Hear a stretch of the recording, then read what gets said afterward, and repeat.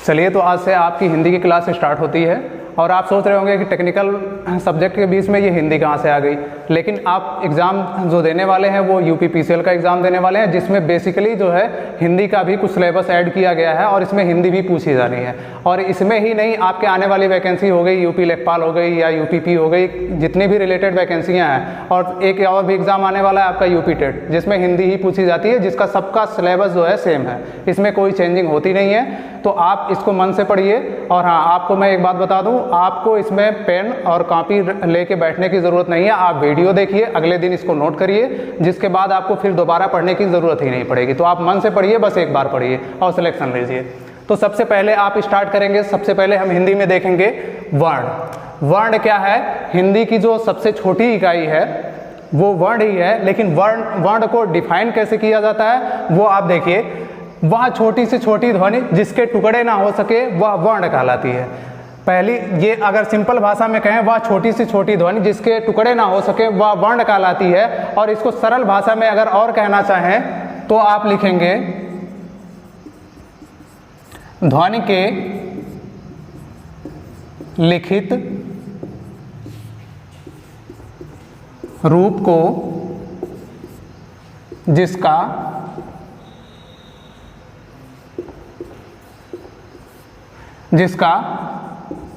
विभाजन ना किया जा सके। देखिए, पहली डिफिनेशन जो आपकी है, वह छोटी से छोटी ध्वनि जिसके टुकड़े ना हो सके वह वर्ण कहलाती है। और इसको सरल भाषा में अगर कहें तो ध्वनि के लिखित रूप को जिसका विभाजन ना किया जा सके वह वर्ण कहलाता है। तो वर्ण की डिफिनेशन आपकी कंप्लीट हुई। मतलब आप कहेंगे ध्वनि के लिखित रूप को जिसका विभाजन ना किया जा सके वह वर्ण कहलाता है। और इसको अगर आप लिखना चाहेंगे तो लिखेंगे वह छोटी से छोटी ध्वनि जिसके टुकड़े ना हो सके वर्ण कहलाता है।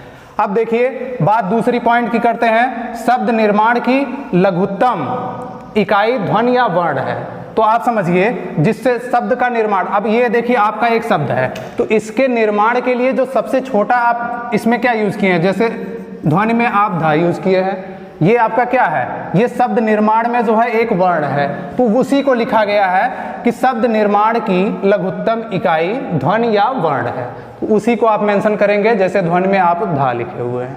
ठीक है। अब अगला पॉइंट आप देखते हैं। आप बात करेंगे वर्ण की भेद की। तो वर्ण के दो भेद होते हैं। पहला भेद आपका होता है जो है वो है स्वर।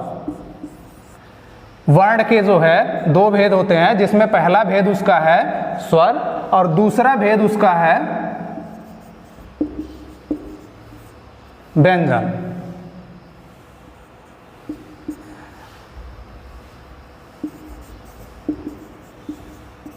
पहला है स्वर और दूसरा है व्यंजन। तो सबसे पहले हम पढ़ेंगे किसको? स्वर को पढ़ेंगे। मतलब आप कहेंगे, सिंपल सी बात है, वर्ण ध्वनि के लिखित रूप को वर्ण कहते हैं, जो जिसमें क्या है, शब्द निर्माण की लघुत्तम इकाई जो है वो क्या है, वर्ण है, ध्वनि है। और उसके बाद आप क्या करेंगे, वर्ण के भेद में सबसे पहले आप स्वर पढ़ेंगे, उसके बाद आप व्यंजन पढ़ेंगे। तो सबसे पहले हम लोग स्वर के बारे में जानते हैं। स्वर क्या है, स्वर के कितने भेद हैं। तो आइए आप बात करते हैं किसकी, आप बात करते हैं स्वर की। वे ध्वनियां जिनके उच्चारण में वायु बिना किसी अवरोध के बाहर निकलती है वह कहलाता है स्वर। तो कहने का सिंपल सा है कि कोई भी शब्द हो या कुछ भी हो, आप बोलने के लिए अगर वो सिंपली आप बोल रहे हैं, ठीक है, जिसमें किसी भी तरीके का अवरोधक ना पैदा हो, तो वही आपका क्या कहलाता है, स्वर कहलाता है। अब दूसरी इसकी बात करते हैं, स्वर के भेद की बात, मतलब स्वर के कितने प्रकार हैं। तो उसको भी आप डिफाइन करेंगे किसके, उसके मात्रा के आधार पे, उसके टाइम टेकिंग के आधार पे। तो सबसे पहले जो उसका विभाजन है वो उच्चारण, समय, मात्रा के आधार पे। मतलब आप देखिए, उसका उच्चारण एक समय के आधार पे करेंगे, एक मात्रा के आधार पे करेंगे। तो आप देखिए,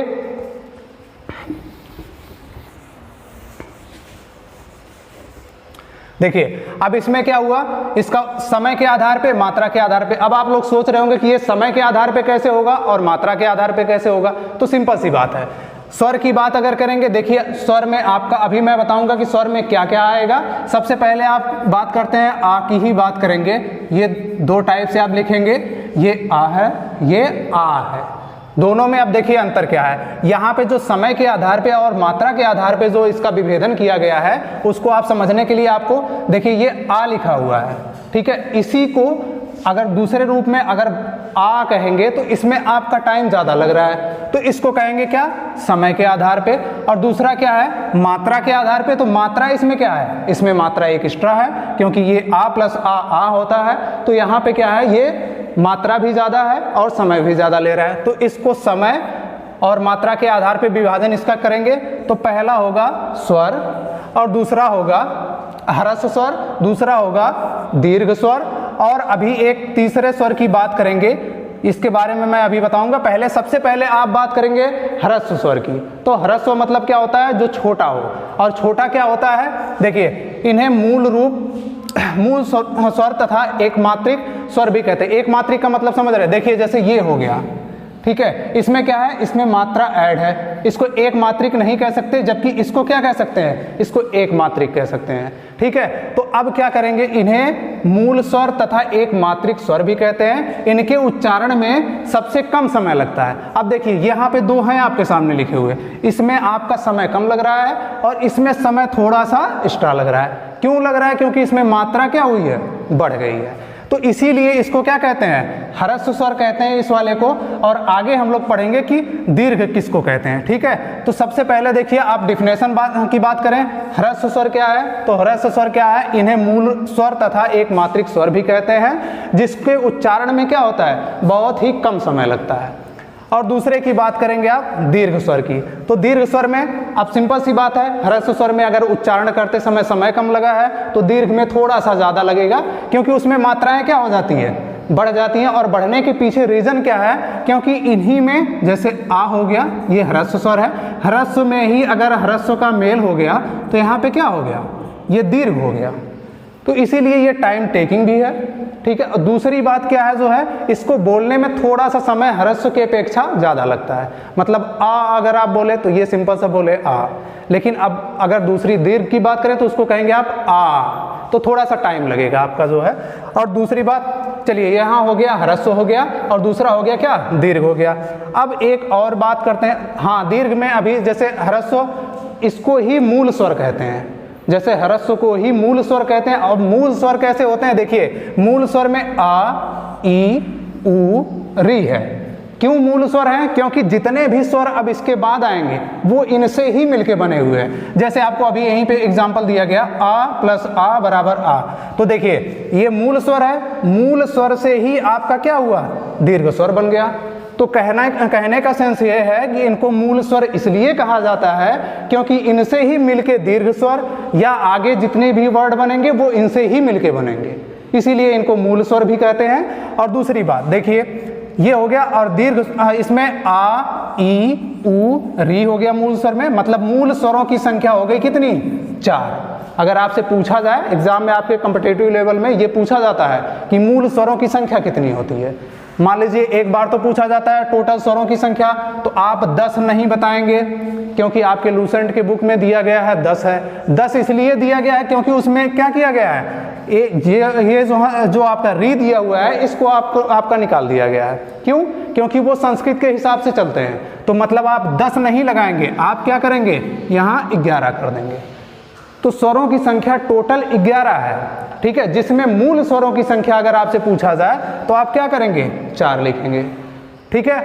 अब 4 मूल स्वर हो गए। अब आते हैं क्या, दीर्घ स्वर में। तो मूल स्वरों से ही क्या बनता है, दीर्घ स्वर बनता है। तो दीर्घ स्वर में क्या है आपका, देखिए आ हो गया, ई हो गया। देखिए बोलने का सेंस अलग करिए, क्योंकि आम भाषा में हम लोग बोलते हैं आ है, कुछ लोग बोलते हैं बड़ा आ है, ठीक है। तो बड़ा आ नहीं बोला जाता, उसको बोला जाता है आ। मतलब आपका बोलने का जो टाइम है वो जस्ट आ का क्या हो जाएगा, डबल हो जाएगा। तो उसको आप बड़ा आ ना बोल के उसको आ बोलिए, ठीक है। तो ये हो जाएगा आपका दीर्घ स्वर, ठीक है। अब एक और स्वर है प्लुत स्वर। इसका नाम आप लोग सुने होंगे, कहीं कहीं एग्जाम में पूछा भी गया होगा कि प्लुत स्वर क्या है या प्लुत स्वर को लिखते कैसे हैं। देखिए फिलहाल तो ये आपके हिंदी का सिलेबस नहीं है, लेकिन कभी कभी आप लोगों को कुछ लोग फंसाने के लिए पूछ लेंगे कि टोटल जो है अगर देखा जाए तो स्वरों के भेद में कितने हैं, तो आप बताइए कि भेद तो 3 हैं, लेकिन मूल रूप से क्या है, ह्रस्व और दीर्घ है, क्योंकि प्लुत स्वर को बस संस्कृत में ही माना जाता है, हिंदी में नहीं माना जाता है। अब आप लोग कभी कभी पूजा पाठ करने बैठते होंगे तो उसमें ओम लिखा रहता है, तो ओम में क्या है, ओम में जो आपका है वो प्लुत स्वर यूज किया जाता है, क्योंकि लिखते कैसे हैं आप जो है, देखिए यहाँ पे आपको लिखा गया है ओम, ठीक है। इसी में देखिए इसको आप ऐसे इंग्लिश भाषा के यस के रूप में आप क्या लिखते हैं, प्लुत स्वर का यूज करते हैं। इसी को जो है ओम में कभी कभी आप देखते होंगे ऐसे लिखा भी होता है, ठीक है, ये भी लिखा हुआ आप देखते हैं। ये है क्या, ये है आपका प्लुत स्वर, जो हिंदी में नहीं, उसमें संस्कृत में यूज किया जाता है, ठीक है। तो मूल रूप से आपको अगर हिंदी पढ़ना है तो हिंदी में क्या आपको पढ़ना है, अगर इसमें बात की जाएगी समय मात्रा के आधार पे अगर विभाजन की बात की जाएगी, ठीक है, तो आपके हिंदी में बस 2 हैं, पहला है ह्रस्व, दूसरा है दीर्घ, और प्लुत की बात करेंगे तो वो है संस्कृत में, सिंपल सी बात है। और ह्रस्व को ही मूल स्वर कहते हैं, इसके पीछे सिंपल सा रीजन है, क्यों, क्योंकि इस मूल स्वरों से ही मिलकर क्या हमारा बना है, दीर्घ स्वर बना है, ठीक है। तो अब बात करिए जो है स्वर की, स्वर हो गया कंप्लीट जो है यहाँ पे, मतलब स्वर का विभाजन इससे कंप्लीट हुआ। चलिए तो आप देखिए, सबसे पहले सिंपल सी बात थी कि मात्रा या समय के आधार पे ये 3 भाग इसका था, ठीक है। पहला क्या है, ह्रस्व स्वर है, लिखने का आप सेंस देख लीजिए इसको जो है, यहाँ ये मात्रा, ठीक है, ये है ह्रस्व, ठीक। तो ह्रस्व स्वर, इन्हें मूल स्वर या एक मात्रिक स्वर भी कहते हैं। मतलब ये क्या है, जो यहाँ पे लिखा गया अ, ई, उ, यही आपके मूल स्वर हैं, इनसे ही मिलके आपका क्या है, दीर्घ स्वर बना हुआ है, ठीक है। ये हो गया दीर्घ, आप देख रहे हैं, ठीक है, दीर्घ स्वर हो गया आपका, प्लुत स्वर हो गया, ठीक है। प्लुत मैं बता दिया कि ये बस संस्कृत में पूछा जाता है, हिंदी में आपका प्लुत स्वर से कोई रिलेशन नहीं है, लेकिन आप जानते रहिए कि ये 3 भाग इसके होते हैं, ठीक है। ये मात्रा के आधार पे और समय के आधार पे है, ठीक है। चलिए अब आगे बात करेंगे।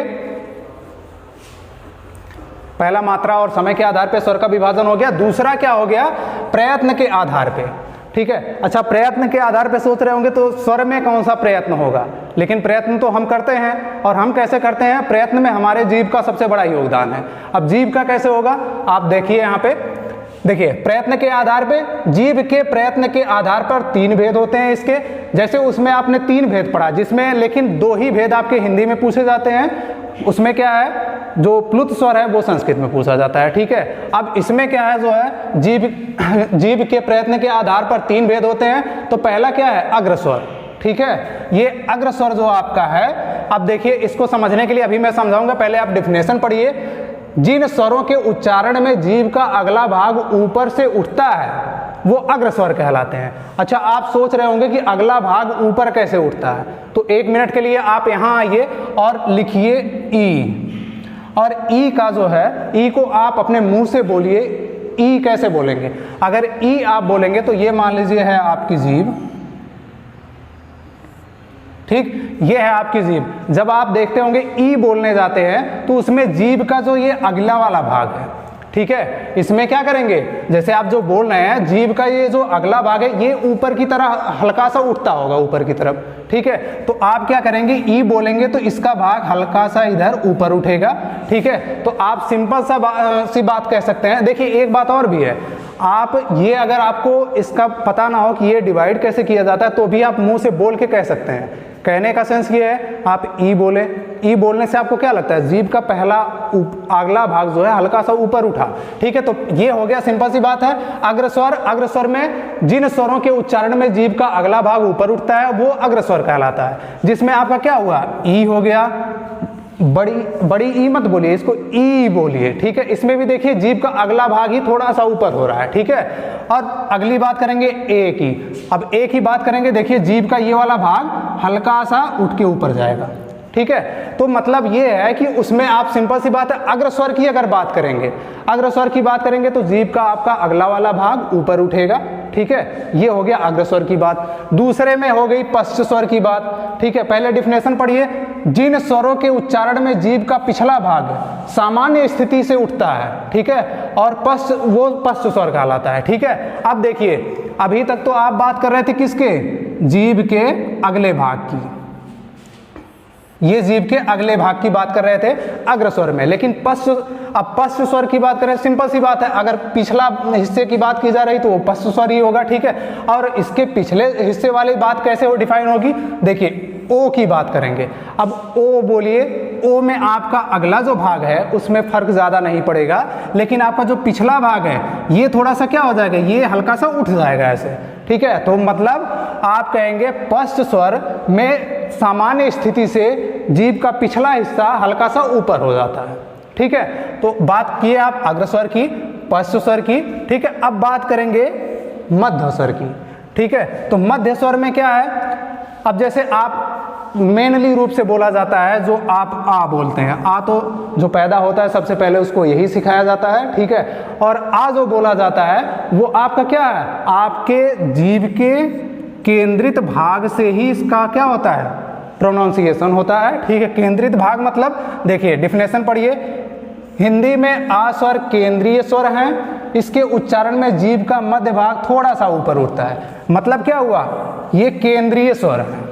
केंद्रीय का मतलब जीभ का जो ये बीचला हिस्सा आपका है, ये जब आप अ बोलते हैं तो ये हल्का सा ऊपर उठ जाता है, ठीक है। ये हल्का सा जब क्या होता है, ऊपर उठ जाता है, तो इसमें इसको बेसिकली आप कहेंगे मध्य भाग में आपका जो आता है वो आ।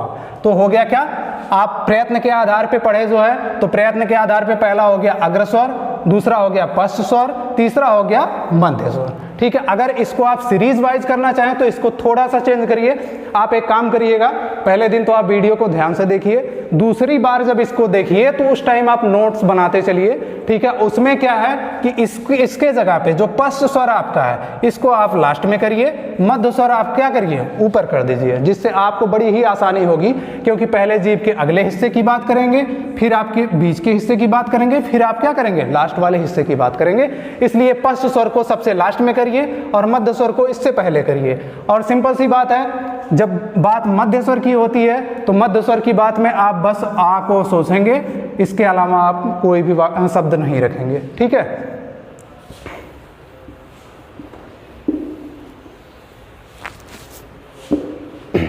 चलिए अब हो गया क्या, आप मुख के आधार पे, ठीक है। अब इसको आप डिफाइन करेंगे किससे, मुख के आधार पे ये कितने भागों में बटा हुआ है, ठीक है। तो मुख के आधार पे ये निम्नतया 4 भागों में बटा हुआ है, ठीक है। अब आप सोचेंगे कि मुख के हिसाब से 4 भागों में कैसे बटा होगा। अच्छा, आप लोग पहले इसको पढ़ने से पहले थोड़ा सा ध्यान दें कि मुख के बोलने के तरीके पे, आप लोग आम भाषा में बातचीत करते होंगे, उसमें क्या होता है आपका, ये मान लीजिए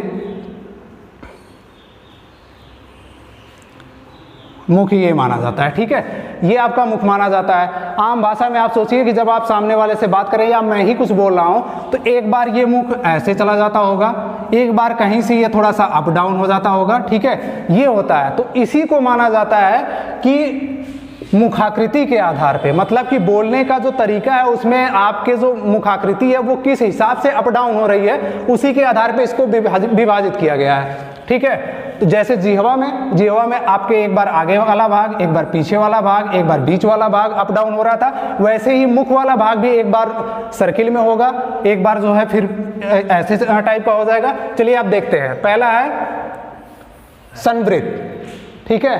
पहला आपका संवृत है, तो संवृत में क्या होगा आपका, वे स्वर जिनके उच्चारण में मुंह बहुत कम खुलता है, ठीक है। तो बहुत कम खुलने वाली बात कौन सी होती है, आप बेसिकली सोचे जो है तो आप सबसे कम किस वाले में बोलते हैं, तो सबसे पहली बात की जाती है ई। आप धीरे से बोलते होंगे साइड में ई, ठीक है। तो वो क्या होता है, वो उसमें मुख नाम मात्र खोलना है, ठीक है। तो सबसे कम जो मुख खुलता है वो क्या खुलता है, देखिए ये वाली भाषा। अगर आम भाषा में आपका मुख ऐसे है तो उसमें बस थोड़ा सा अंतर आता है, ये ज़्यादा का अंतर नहीं होता, हल्का सा बस ये इतना आप खोलेंगे तो वो ई आप बोल सकते हैं, ठीक है। तो आप कहेंगे क्या कि संवृत वे स्वर जिनके उच्चारण में मुख बहुत कम खुलता है। तो आप एक बार इसको प्रैक्टिस करके देखिए, इसको आप डिफिनेशन मत याद करिएगा कभी, आप पहले बोल के देखिए तो सबसे कम किस में लग रहा है, ई आप बोले तो उसमें मुंह खोलने की जरूरत नहीं है, ठीक है। उसमें हल्का सा दबा देंगे तो आप ई बोल सकते हैं, ठीक है। अब बड़ी ई तो बोला नहीं जाता है, आम भाषा में तो हम लोग बोलते हैं कि बड़ी ई, लेकिन बड़ी ई होता नहीं है, हम उसको बोलते हैं क्या है, ई। मतलब ई से थोड़ा सा मात्रा टाइम और बढ़ा दिया जाए और मात्रा बढ़ा दी जाए तो वही क्या हो जाता है, आपका ई हो जाता है। ठीक है, तो इसमें भी मतलब ई, ऊ, चारों में जो है मुंह ज़्यादा खुलेगा नहीं। ठीक है, बस फर्क क्या रहेगा, इसको आप जितने टाइम में बोले हैं उससे जस्ट डबल टाइम में आप जो है क्या बोलेंगे, ई बोलेंगे। ठीक है, जैसे ऊ बोले हैं उसके जस्ट डबल टाइम में क्या बोलेंगे, ऊ बोलेंगे। ठीक है, तो सबसे अच्छी बात जो है क्या है, संवृत में आप समझ गए होंगे कि मुख का आधार कैसे है। मुख का आधार बहुत ही थोड़ा सा खुलता है। ठीक है, और क्या बोलते हैं आप, ये चारों जो है स्वर आप बोल सकते हैं। ठीक है, अगली बात करते हैं क्या, अर्ध संवृत की। ठीक है, तो अर्ध संवृत में क्या होगा, वे स्वर जिनके उच्चारण में मुख संवृत की अपेक्षा कुछ अधिक खुले। ठीक है, अच्छा आप स्वर पढ़े, उसमें स्वर में क्या है, आप ह्रस्व की बात किए, दीर्घ की बात किए, तो जो ह्रस्व में टाइम लगा था उससे थोड़ा सा अधिक लगा किसमें, दीर्घ में लगा। ठीक है, तो जस्ट वही बात आप यहाँ पे देखेंगे कि संवृत में जो है क्या है, जो मुंह खुला है उससे थोड़ा सा क्या हुआ, अधिक खुलता है। ठीक है, तो आप बोल के देखिए, जैसे कॉमन भाषा में आप बोलें, पहले ई बोलिए तो कम खुला, ये क्या हो गया, ये आपका संवृत हो गया। लेकिन अब बोलेंगे क्या, ए बोलेंगे, ए बोलेंगे, देखिए थोड़ा सा उससे ज्यादा खुला, तो ए वाला किस में आ जाएगा, अर्ध संवृत में आ जाएगा।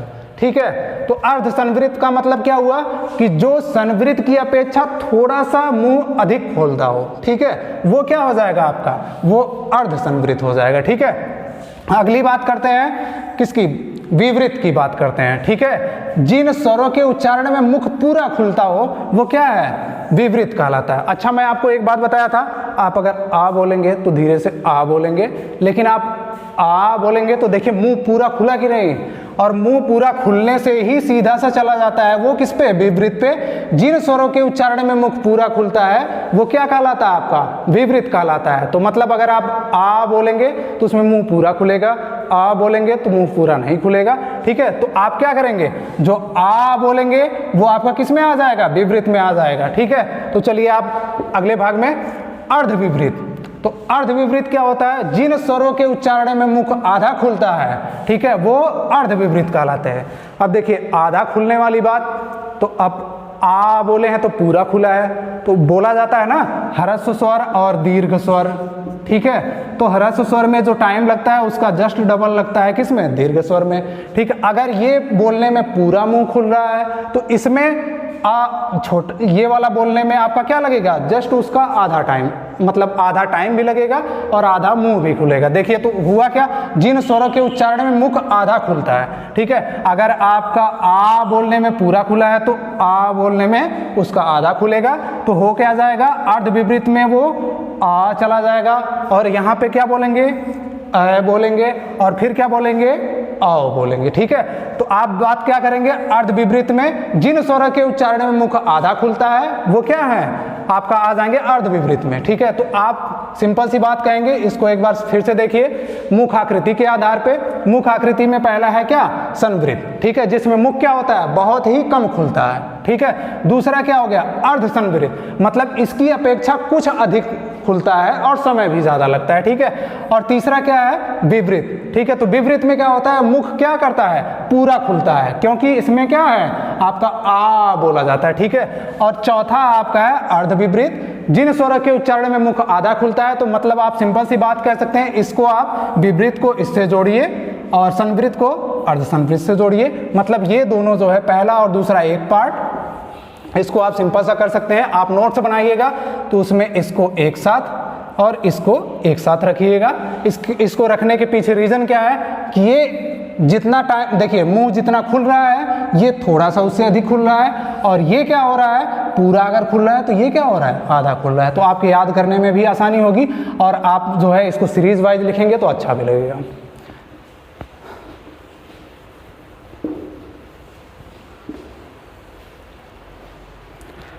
चलिए, मुख के आधार पे हो गया, जिह्वा के आधार पे आप देखे ही थे, मुख के आधार पे आप देखे। ठीक है, अब अगली बात करते हैं क्या, वोट के आधार पे।